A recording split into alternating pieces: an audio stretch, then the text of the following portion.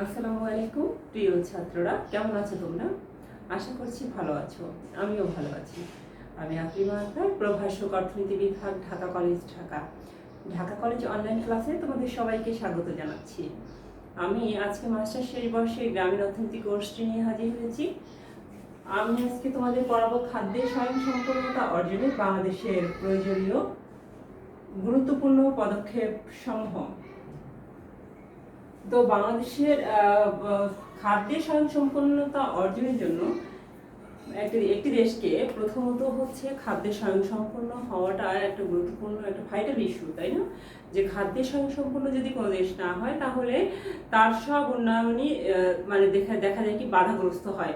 তো খাদ্যের স্বয়ংসম্পূর্ণতা অর্জন করা ম্যান্ডেটরি একটা বিষয়। ঠিক আছে, তো এই খাদ্যের স্বয়ংসম্পূর্ণতা অর্জনের জন্য কি কি গুরুত্বপূর্ণ পদক্ষেপ সমূহ বাংলাদেশ গ্রহণ করতে পারে সেই বিষয়টি আজকে আলোকপাত করব। প্রথমত হচ্ছে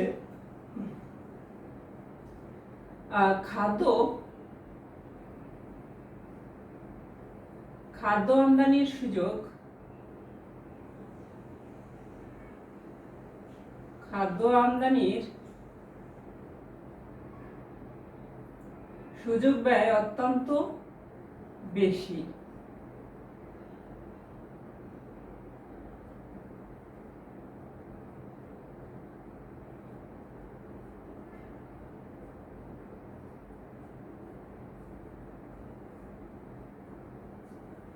খাদ্য আমদানির সুযোগ ব্যয়টা অত্যন্ত বেশি। এটা দিয়ে কি বুঝতে পেরেছো? খাদ্য উৎপাদন করতে গেলে কিন্তু সেচ, সার, কীটনাশক এভরিথিং লাগে। তো একটি দেশের উন্নয়নের জন্য প্রথমত যেই শর্তটি হলো সেটি হচ্ছে খাদ্যের স্বয়ংসম্পূর্ণতা অর্জন করা খুবই জরুরি।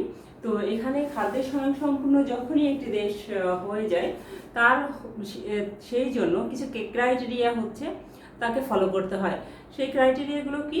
যে তোমার খাদ্যে স্বয়ংসম্পূর্ণ হওয়ার জন্য তাকে প্রথমত খাদ্যর উৎপাদন বাড়াতে হবে। এই উৎপাদন বাড়াতে গেলে তাকে অবশ্যই খাদ্যের সাথে বা কৃষি উৎপাদনের সাথে যেসব রিলেটেড বিষয়গুলো যেমন সেচ, সার, কীটনাশক এভরিথিং হচ্ছে তাকে মেনটেন করতে হচ্ছে।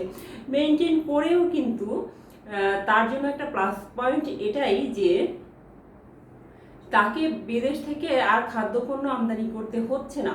যখন একটা দেশ খাদ্যের স্বয়ংসম্পূর্ণতা অর্জনের জন্য তোমার বিভিন্ন বিষয় ফলো করে এবং সে খাদ্যের স্বয়ংসম্পূর্ণ হয়, আলটিমেটলি তাকে কিন্তু বিদেশ থেকে আর খাদ্য শস্য আমদানি করতে হয় না।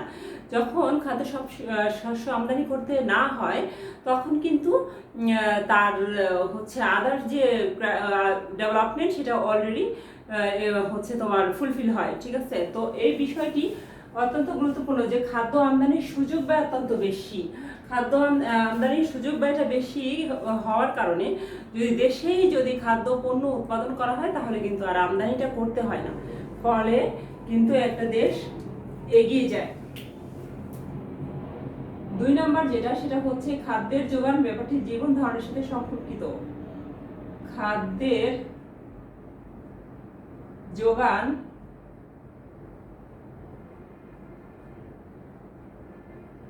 খাদ্যের যোগানের ব্যাপারটি জীবন ধারণের সাথে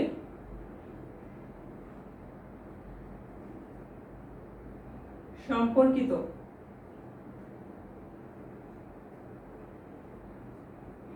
খাদ্যের যোগানের ব্যাপারটি জীবন ধারণের সাথে সম্পর্কিত। জীবন ধারণের জন্য আমাদের যা কিছু দরকার হয় তার সেটির অন্যতম একটা বিষয় হলো অন্যতম একটা ভাইটাল যে বিষয়টা সেটা হচ্ছে খাদ্যপণ্য। হ্যাঁ, খাদ্য না হলে কিন্তু জীবন ধারণ ব্যাপারটি তোমার কোনোভাবেই আসবে না। জীবন ধারণের করতে গেলে অবশ্যই খাদ্য তোমার একটা গুরুত্বপূর্ণ ব্যাপার। তো সেই ক্ষেত্রে কি হচ্ছে যে খাদ্যের যোগানের ব্যাপারটি জীবন ধারণের সাথে সম্পৃক্ত। আমাদেরকে যদি জীবন সারভাইভ করতে হয়, আমাদের জীবনটাকে সারভাইভ করতে হয়, মানুষের জীবন পরিচালনা করতে হয়, তাহলে কিন্তু অবশ্যই আমাদের খাদ্য গ্রহণ করতে হবে। এখন যদি খাদ্য গ্রহণ যদি না করা হয়, তাহলে কিন্তু আমাদের জীবন ধারণটা সম্ভব না, পসিবল না, ঠিক আছে?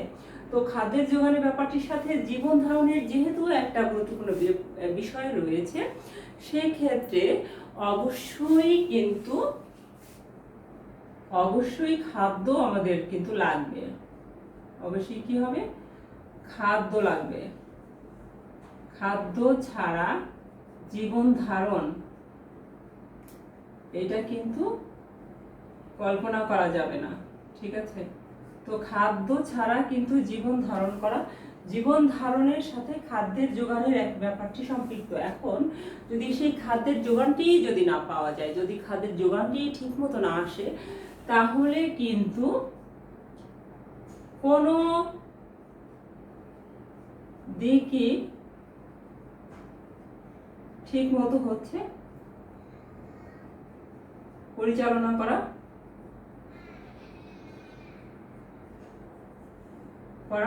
সম্ভব না। তো জীবন ধারণ করতে হলে খাদ্যের যোগানটা অবশ্যই লাগবে। তো এই খাদ্যের যোগানটা যদি ঠিক মতো না আসে, তাহলে কিন্তু সবকিছু স্থবির। এখন আমাদের এই গুরুত্বপূর্ণ একটা বিষয় খাদ্য, এইটা যদি আমার বাইরে থেকে আমদানি করতে হয়, অর্থাৎ মানুষের উপরে ডিপেন্ডেন্ট করতে হয়, তাহলে যদি আমরা এই খাদ্যের জন্য যদি অন্য দেশের উপর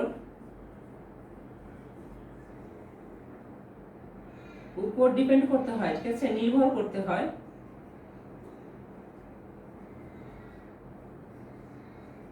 সেটি কি হচ্ছে তোমার কি অনিশ্চিত না একটা ব্যাপার। তো তারা যখন পাঠাবে, যখন আমাদেরকে দিবে, আমরা যখন তাদের কাছ থেকে আমদানি করতে পারবো, তখন আমরা খাবো, তাছাড়া বাকি সময় আমরা অভুক্ত থাকবো। এটা কিন্তু পুরোপুরি হচ্ছে আনসার্টেন, ঠিক আছে? তো এখন তোমার খাদ্যের যোগানের ব্যাপারটি জীবন ধারণের সাথে সম্পৃক্ত, সো এটা একটা গুরুত্বপূর্ণ বিষয়। 3 নম্বর যেটা, সেটি হচ্ছে তোমার খাদ্যশস্য আমদানির ব্যয় আমাদের রপ্তানি আয়ের উপর এক বিরাট বোঝা স্বরূপ। খাদ্যশস্য আমদানির ব্যয়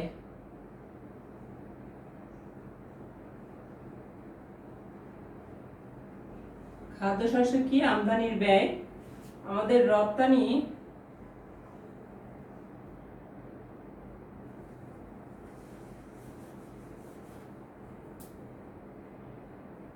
খাদ্যশস্য আমদানির ব্যয় আমাদের রপ্তানি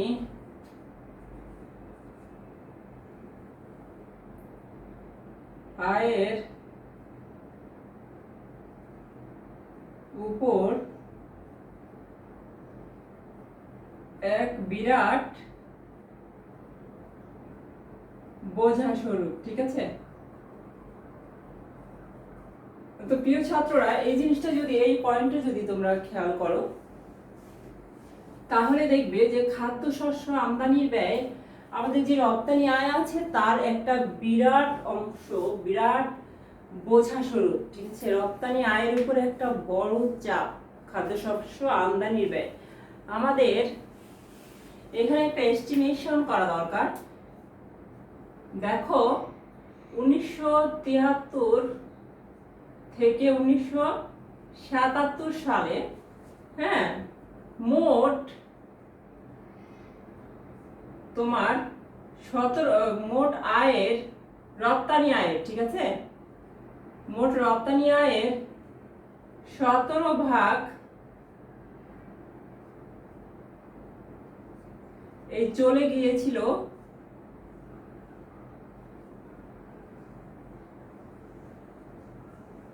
খাদ্যশস্য আমদানি করতে গিয়ে।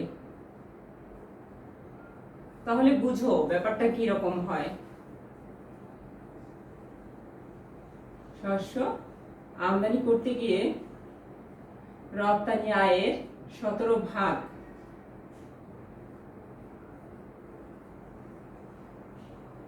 আমদানি করতে গিয়ে। তাহলে কি বুঝলে তোমরা এখানে?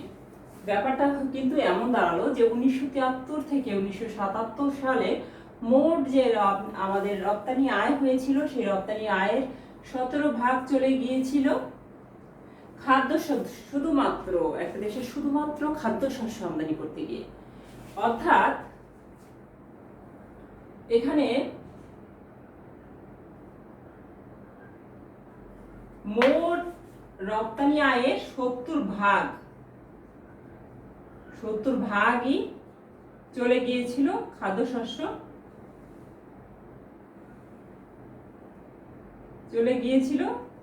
খাদ্যশস্য, আমদানি করতে গিয়ে, খাদ্য আমদানি করতে গিয়ে। তাহলে রপ্তানি আয়ের 70 ভাগই চলে গিয়েছিল খাদ্য আমদানি করতে গিয়ে। হ্যাঁ, এখানে কি হচ্ছিল যে মূলধনী দ্রব্যের চেয়ে দ্বিগুণ অর্থ খাদ্যশস্য আমদানি করতে গিয়ে ব্যয় হয়ে গিয়েছিল। অর্থাৎ কি হয়েছে যে মূলধনী, যেগুলো একটি দেশের জন্য অনেক গুরুত্বপূর্ণ ব্যাপার, সেই মূলধনী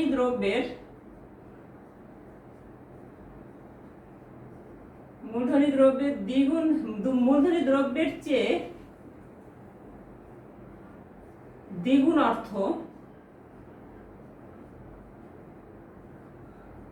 অর্থ চলে গিয়েছে ছিল খাদ্য আমদানি করতে গিয়ে, খাদ্য আমদানিতে। তাহলে বিষয়টি দেখো, 1977 সালে অর্থাৎ 73 থেকে 77 মোট আয়ের 17 ভাগ চলে গিয়েছিল খাদ্যশস্য, যা খাদ্যশস্য আমদানি করতে গিয়ে মোট রপ্তানি আয়ের যেটা হয়েছিল, রপ্তানি আয় করতে গিয়ে যেটা এসেছে সেইখান থেকে 70 ভাগই চলে গিয়েছিল খাদ্যশস্য আমদানি করতে গিয়ে, যেটা মূলধনী দ্রব্যের চেয়ে দ্বিগুণ অর্থ। অর্থাৎ মূলধনী দ্রব্য আমদানি করা ম্যান্ডেটরি একটা দেশ, সেখানে দ্বিগুণ অর্থই কিন্তু খাদ্যশস্য আমদানি করতে গিয়ে আমাদের চলে গিয়েছিল। তো এইটা হচ্ছে খাদ্যশস্য আমদানি। খাদ্যশস্য যেহেতু এত গুরুত্বপূর্ণ একটা বিষয়, এবং সেখানে যে খাদ্য আমদানি করতে গিয়েই যদি হচ্ছে এত টাকা চলে যায় রপ্তানি আয়ের, তাহলে আদার্স যে খরচ, আদার্স যে বিষয়, এগুলো কিভাবে একটি দেশ সার্ভাইভ করবে, তাই না? 4 নম্বর যে পয়েন্ট, সেটা হচ্ছে তোমার অনিশ্চিত বিদেশি খাদ্য সাহায্য। অনিশ্চিত বিদেশি খাদ্য সাহায্য। দেখো, বিদেশি খাদ্য সাহায্য আমরা আনবো রপ্তানি আয় করে, হ্যাঁ, সেখানে অনিশ্চয়তা অবশ্যই থাকে, আনসার্টেনিটিটা থাকে। তো এই জন্য দেখা যায় বর্তমানে বিদেশি খাদ্যশস্যের উল্লেখযোগ্য অংশই সাহায্যের আকারে পাই।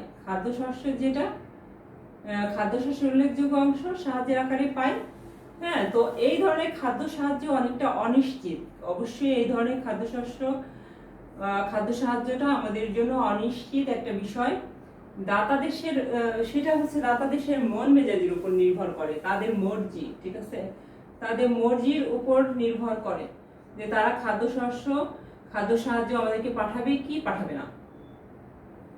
এবং আন্তর্জাতিক বিভিন্ন পরিস্থিতি, তাদের মন মেজাজ এবং আন্তর্জাতিক বিভিন্ন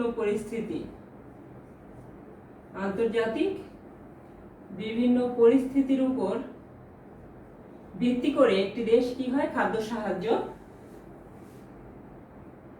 পরিস্থিতির উপর ভিত্তি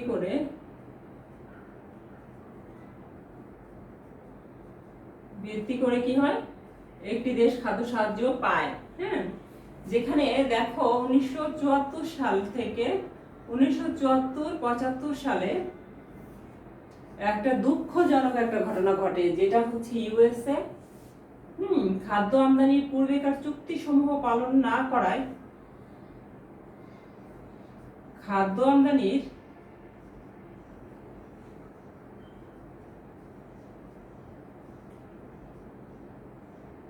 পূর্বেকার চুক্তি সমূহ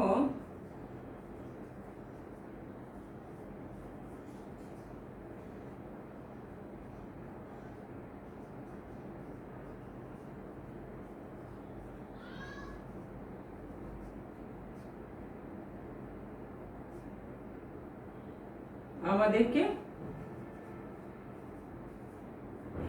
দুর্ভিক্ষেরও পর্যন্ত সম্মুখীন হতে হয়েছিল। ইউএসএ কি করেছিল যে খাদ্য আমদানির যেসব চুক্তি রয়েছে সেগুলো তারা ঠিকমতো পালন না করার কারণে আমরা কি অবস্থার মধ্যে পড়েছিলাম, আমরা দুর্ভিক্ষের মধ্যে পড়েছিলাম। ঠিক আছে, এটাই যে অনিশ্চিত বিদেশি খাদ্য সাহায্য, বিদেশিরা আমাদেরকে যে খাদ্য সাহায্য দিবে সেটা হচ্ছে দাতাদের মন মর্জির উপর নির্ভর করে এবং আন্তর্জাতিক বিভিন্ন পরিস্থিতির উপর নির্ভর করে যে তারা আমাদেরকে খাদ্য সাহায্য দিবে কিনা। এটি একটি দুঃখজনক একটা ঘটনা ঘটে 1974-75 দিকে ইউএসএ আমাদেরকে কি করছে যে আমাদের খাদ্য আমদানির পূর্বেকার যেসব চুক্তি সমূহ আছে সেইগুলো পালন না করার কারণে আমাদেরকে দুর্ভিক্ষের সম্মুখীন করতে হয়েছিল, তারা আমাদেরকে খাদ্য সাহায্য না পাঠানোর কারণে। ঠিক আছে, তো এই হলো বিষয় অনিশ্চিত বিদেশি খাদ্য সাহায্য। 5 নম্বর যেটা সেটা হচ্ছে কৃষির উন্নয়ন। কৃষির উন্নয়ন, তো প্রিয় ছাত্ররা দেখো একটা জিনিস খেয়াল করো, খাদ্যের স্বয়ংসম্পূর্ণতা অর্জনের জন্য আমরা তো কৃষি প্রধান দেশ, এখন আমাদের যদি রপ্তানি আয়ের 70% যদি হচ্ছে খাদ্যশস্য আমদানি করতে গিয়ে চলে যায়, সেই পরিস্থিতিটা কিন্তু খুবই বিপজ্জনক এবং দুঃখজনক।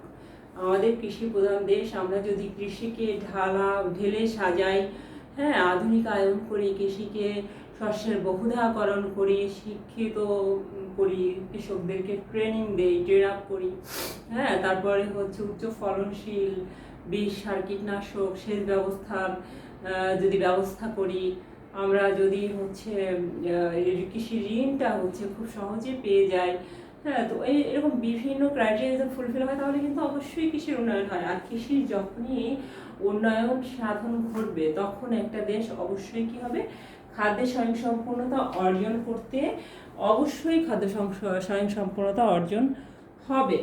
ঠিক আছে, তো কৃষির উন্নয়ন ঘটানোটা একটা দেশের জন্য খুবই জরুরি। যদি খাদ্যে স্বয়ংসম্পূর্ণতা অর্জন করতে হয়, খাদ্যের স্বয়ংসম্পূর্ণতা অর্জনের জন্য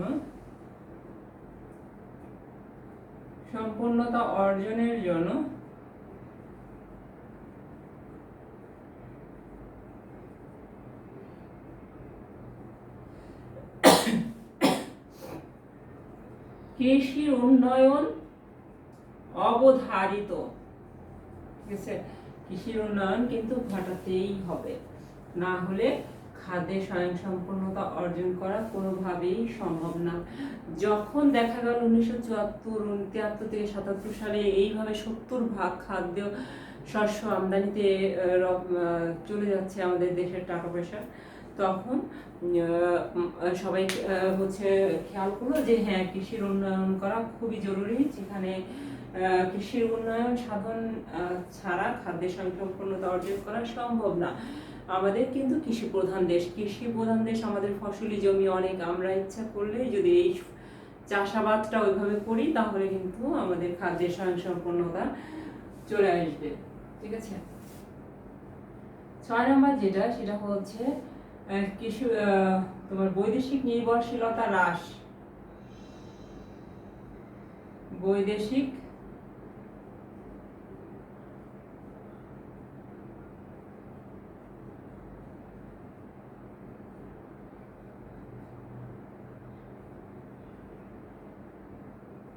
দেখো, বৈদেশিক নির্ভরশীলতা আমাদেরকে কমাতে হবে। বিদেশিরা আমাদের জন্য টাকা, আমাদের খাবার পাঠাবে এবং ওই খাবার আমরা খাবো, এটা কিন্তু খুবই অনিশ্চিত এবং হচ্ছে এটা অনেক ক্ষেত্রে মর্মান্তিক। দেখেছো যে হচ্ছে আমাদের এখন খাদ্য দরকার, বাট তারা হচ্ছে আন্তর্জাতিক পরিস্থিতির কারণে তারা আমাদের খাদ্য পাঠালো না, আবার হচ্ছে তাদের মন মর্জির উপরে আমাদের নির্ভর করে। ঠিক আছে, তো খাদ্য যদি আমাদেরকে ওই সময় মতো যদি না পাঠায় তাহলে আমরা কি না খেয়ে থাকবো? এই যে অনিশ্চিত, হ্যাঁ, বৈদেশিক নির্ভরশীলতা, এটা আমাদেরকে অনেকটা কমিয়ে আনতে হবে। এই কমালে বৈদেশিক নির্ভরশীলতা আমরা শুধুমাত্র কমাতে পারি আমাদের দেশে খাদ্যশস্য উৎপাদন বাড়ানোর মাধ্যমে। তাই না? যখন আমাদের দেশে খাদ্যের উৎপাদন বাড়বে এবং আমাদের তখন কিন্তু আলটিমেটলি আমাদের হচ্ছে কি হবে, বৈদেশিক নির্ভরশীলতা হ্রাস পাবে। বৈদেশিক নির্ভরশীলতা যখন হ্রাস পাবে তখন কিন্তু হচ্ছে আমাদের কিভাবে হ্রাস পাবে, যখন আমরা কৃষিটাকে আধুনিকায়ন করব, কৃষির উৎপাদন বাড়াবো, তখন কিন্তু আমাদের অবশ্যই একটা আত্মনির্ভরশীলতা চলে আসবে এবং আমাদের কনফিডেন্স চলে আসবে, যেখানে আমাদেরকে আর বিদেশের উপর নির্ভরশীল হতে হচ্ছে না। এটা শুধুমাত্র আমাদের দেশের উৎপাদন বাড়ানোর মাধ্যমেই এটা সম্ভব। লাস্ট যে পয়েন্ট সেটা হচ্ছে সুষম উন্নয়ন। সুষম উন্নয়ন শুধুমাত্র হচ্ছে কৃষির উন্নয়ন ঘটালেই হবে না। সুষম উন্নয়ন বলতে সেই উন্নয়নকে বুঝি কৃষির পাশাপাশি তোমার কৃষির সাথে সাথে শিল্পের উন্নয়ন ঘটাতে হবে।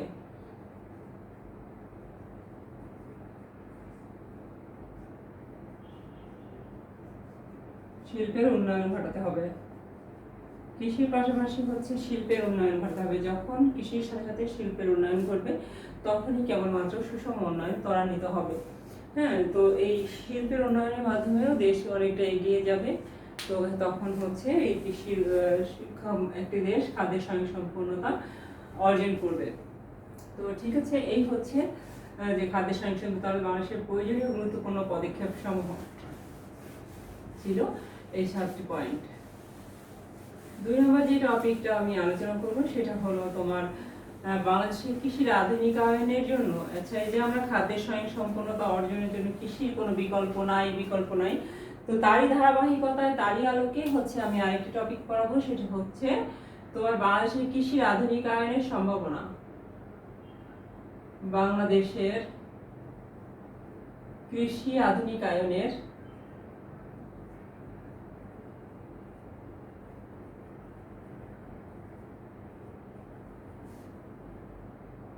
আধুনিকীকরণের সম্ভাবনা।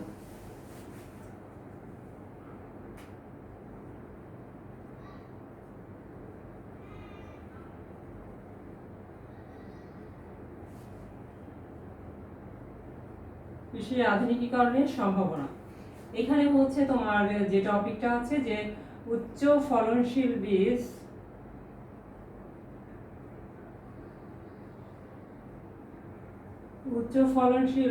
সম্প্রসারণের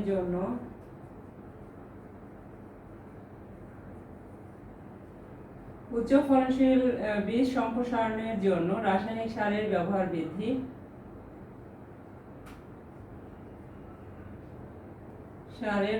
বৃদ্ধি,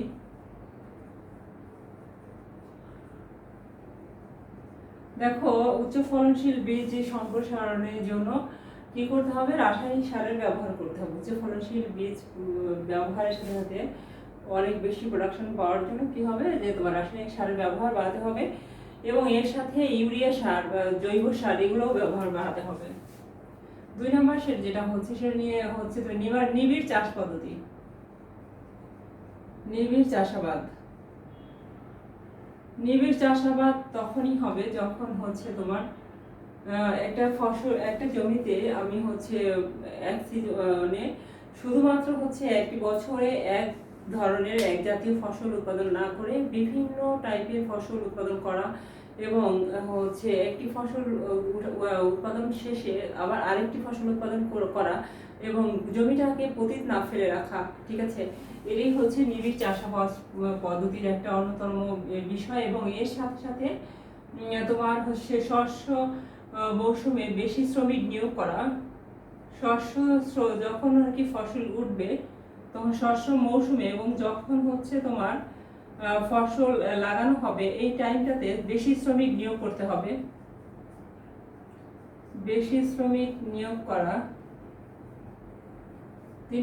তিন নম্বর যেটা সেটা হচ্ছে অধিক শ্রমিক ও বেশি উৎপাদনশীল শস্য উৎপাদন।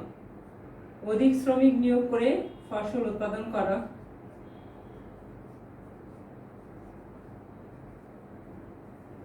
বেশি উৎপাদনশীল